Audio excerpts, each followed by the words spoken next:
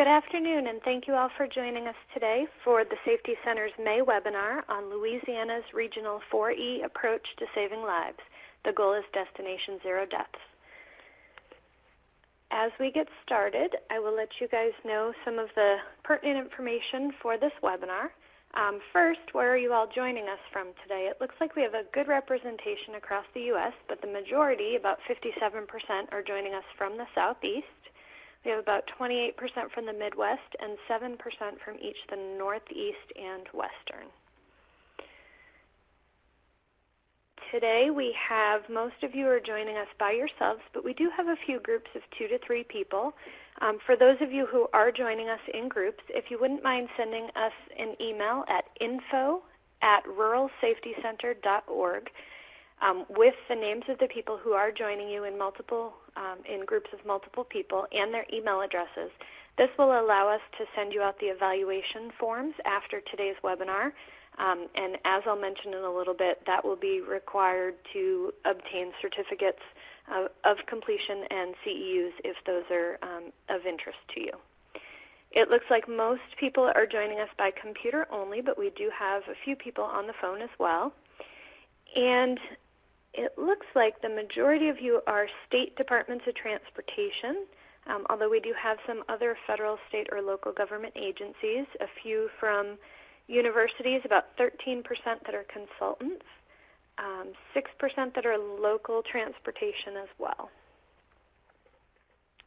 At this point, I'm going to switch us over to the presentation.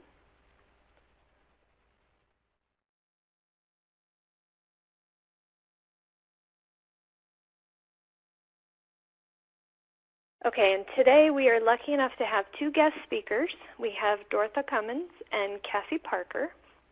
And I'll give you a little bit of background on them in a second. First, we have a few webinar logistics for you. This webinar is going to run about an hour and a half.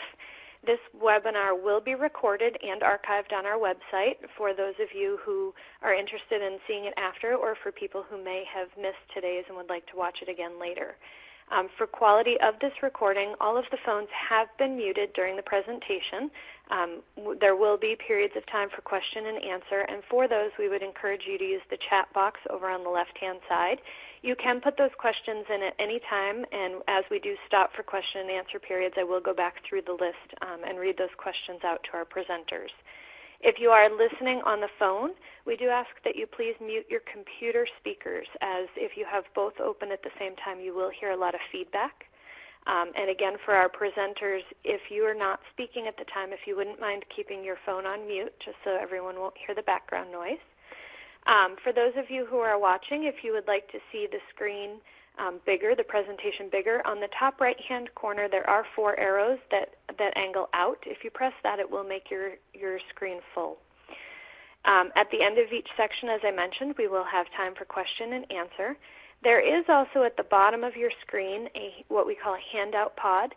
If you click on either or both of those 2 particular pieces, you can then click the download file button, and that will download both of those for you.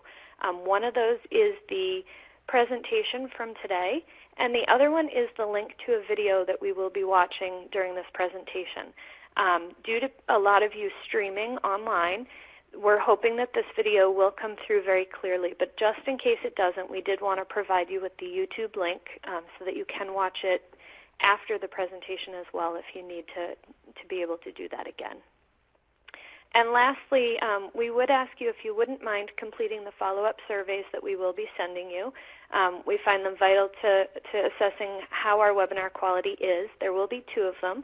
One will be sent to you directly following today's webinar, and that will ask you questions about the speakers themselves, the presenters, how we did with marketing this webinar and such. And we'll ask you a few questions that you'll notice will also be asked as poll questions today. In order to receive CEUs or certificates of completion, you will need to fill out that evaluation form. And then in about 3 months, we will be sending you another follow-up survey. And that one will ask whether or not you've been able to use this webinar's information in practice in your job, and ask if there is an example of how you may have done that. So today's presenters that we have, as I mentioned before, we're lucky to have two guest presenters. We have Dortha Cummins, who is the director of the Louisiana Center for Transportation Safety. She oversees highway safety research, safety workforce development, and provides implementation support for the state's safety strategies. She also serves as co-chair of the Strategic Highway Safety Plan, statewide occupant protection emphasis area. Previously, she served as the planner and occupant protection coordinator of the Louisiana Highway Safety Commission. Dortha holds a master's degree from the University of Oklahoma and a bachelor's degree from Louisiana State University. Our second presenter will be Cassie Parker. She's the Regional Transportation Planner for the South Central Planning and Development Commission. Cassie holds a bachelor's degree in business management with a concentration in human resource management from Nicholls State University.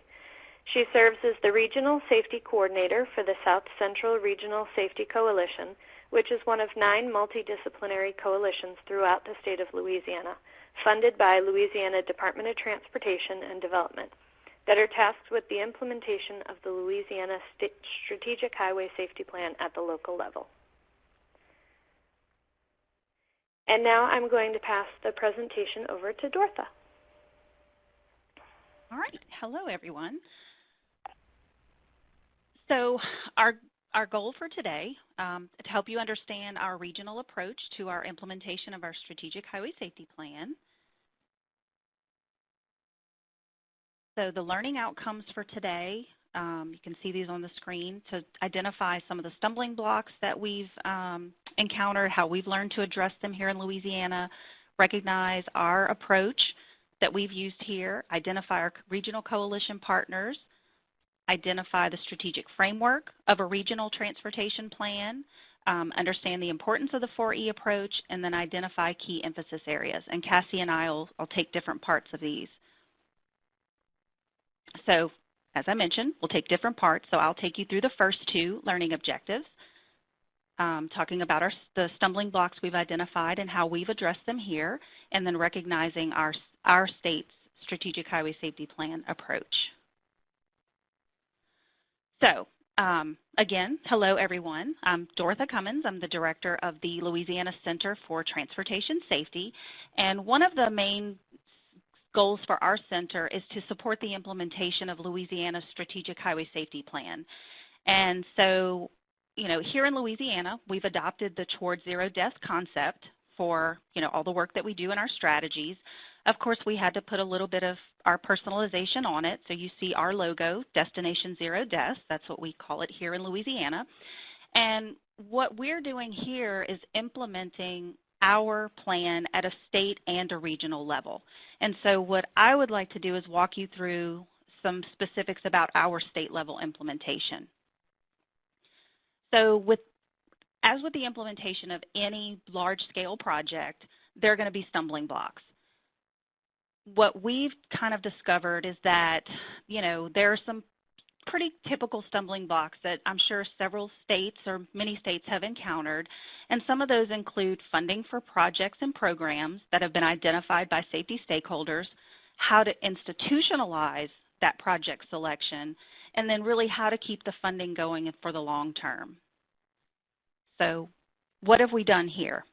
Well, Louisiana's solution, and not that we have all the answers, but what we've done thus far and has been successful for us, we've used our state Department of Transportation and Development has used our Highway Safety Improvement Program funds and their staff to support not only state level systems work, but also that regional safety coalition approach.